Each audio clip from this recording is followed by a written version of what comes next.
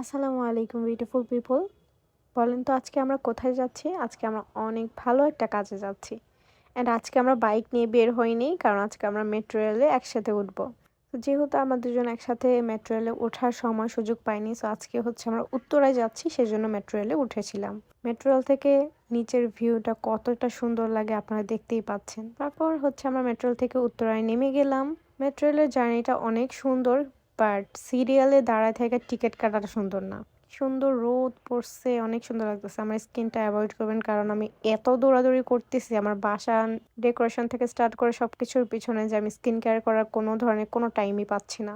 So আজকে আমরা এসেছি আমাদের বাসার নতুন সংসারের নতুন নতুন সব জিনিসপত্র, নতুন নতুন সব ফার্নিচার কেনার জন্য। এখানে প্রত্যেকটা ফার্নিচার অনেক বেশি সুন্দর। আমি অবশ্যই এখান থেকে রেডি ফার্নিচার নেইনি, আমি সব কাস্টমাইজ ফার্নিচার নিয়েছি। আমার পছন্দ অনুযায়ী ডিজাইন করে নিচ্ছি। কিছু কিছু ডিজাইন করছি আমার পছন্দ অনুযায়ী, কিছু কিছু ওনাদের রেডিটাই নিচ্ছি।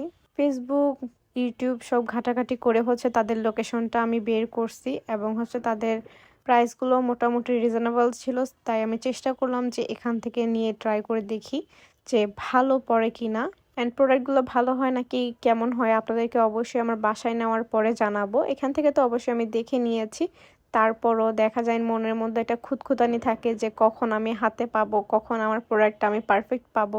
এগুলো নিয়ে কনফিউশন থাকে অনেক বেশি, যেমনটা আপনারা আমাদের পেজ থেকে ড্রেস কেনার পরে করেন।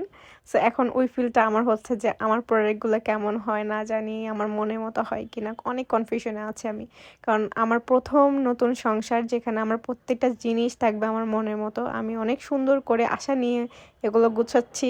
সো আই হোপ প্রত্যেকটা জিনিস অনেক সুন্দর হবে। আমরা হচ্ছে পেমেন্ট করে দিয়েছিলাম, এবং তারা আমাদের কাস্টমাইজ করে দিবে প্রত্যেকটি প্রোডাক্ট।